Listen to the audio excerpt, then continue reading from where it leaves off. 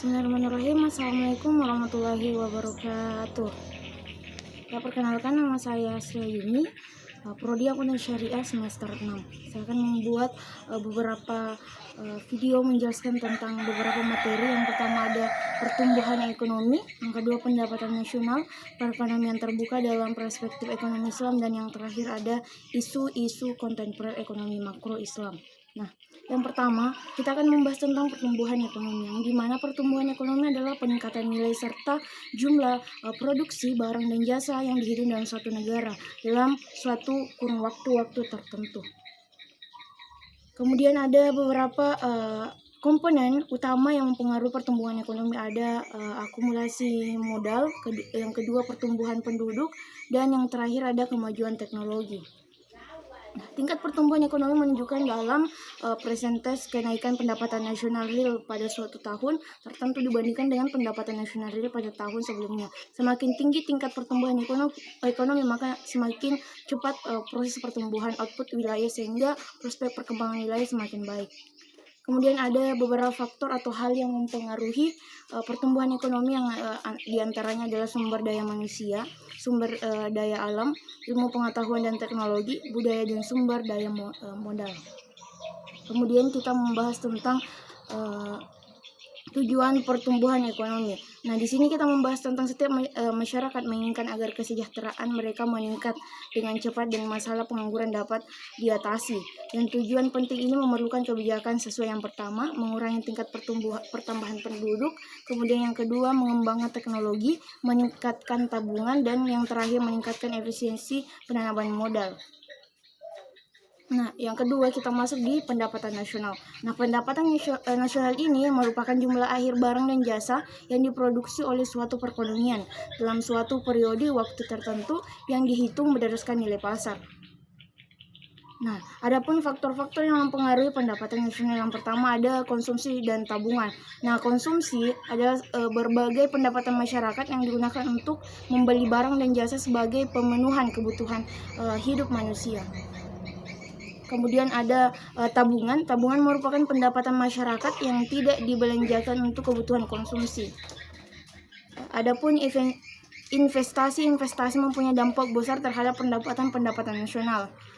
Keseluruhan permintaan dan penawaran. Nah, keseluruhan permintaan adalah keseluruhan permintaan masyarakat terhadap barang maupun jasa pada tingkat harga tertentu. Sedangkan keseluruhan penawaran adalah keseluruhan penawaran barang maupun jasa yang ditawarkan oleh produsen yang tingkat harga tertentu. Kemudian ada konsep pendapatan nasional. Nah, konsep pendapatan nasional ini terbagi menjadi beberapa bagian. Yang pertama ada produk domestik bruto, produk nasional bruto, dan produk nasional neto, pendapatan nasional neto, pendapatan personal, dan pendapatan disposable. Kemudian manfaat pendapatan nasional. Nah, di sini kita akan membahas tentang manfaat pendapatan nasional. Mengetahui tentang kemakmuran suatu negara, mengevaluasikan kinerja perekonomian dalam skala tertentu, mengukur perubahan perekonomian suatu negara secara berkala.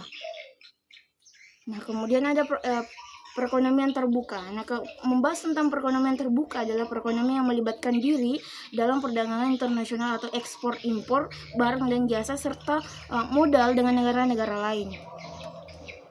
Nah, penyebab terjadinya perdagangan internasional dalam suatu perekonomian terbuka, yang pertama ada perbedaan kondisi produk, dan yang kedua menghemat biaya produk, dan ketiga perbedaan tingkat selera, dan yang terakhir adanya prinsip perbandingan keunggulan.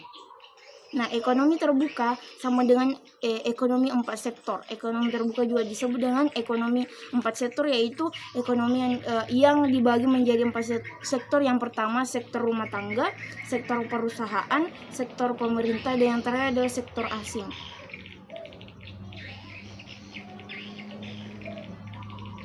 Dan yang terakhir kita akan membahas tentang isu-isu kontemporer. Nah, isu-isu kontemporer adalah suatu pokok persoalan yang terjadi pada masa sekarang dan menjadi permasalahan yang masih dibicarakan. Isu kontemporer dapat berkembang karena banyaknya masalah yang timbul akibat berbagai faktor, baik dari internal maupun eksternal. Secara umum, isu diartikan sebagai suatu fenomena atau kejadian yang diartikan sebagai masalah. Nah, adapun isu kritikal. Adapun isu kritikal ini terbagi menjadi 3 bagian. Yang pertama ada isu saat ini. Nah, isu saat ini merupakan kelompok isu yang mendapatkan perhatian serta sorotan publik secara luas serta memerlukan penanganan sesegera mungkin dan mengambil keputusan yang konfensif. Dan yang kedua ada isu perkembangan. Nah, isu perkembangan ini merupakan isu yang berlahan-lahan masuk dan menyebar di ruang publik dan publik mulai menyadari adanya isu tersebut. Kemudian yang ketiga adalah isu potensial. Nah, isu potensial ini adalah isu yang belum nampak di ruang publik, namun dapat dirindikasikan dari beberapa instrumen sosial, penelitian ilmiah, analisis intelijen, dan sebagainya lah, yang mengidentifikasi adanya kemampuan merembek isu tersebut di masa depan. Kemudian ada pun macam-macam isu kontemporer konvensional. Yang pertama ada inflasi, ketimpangan pendapatan nasional, dan revolusi industri.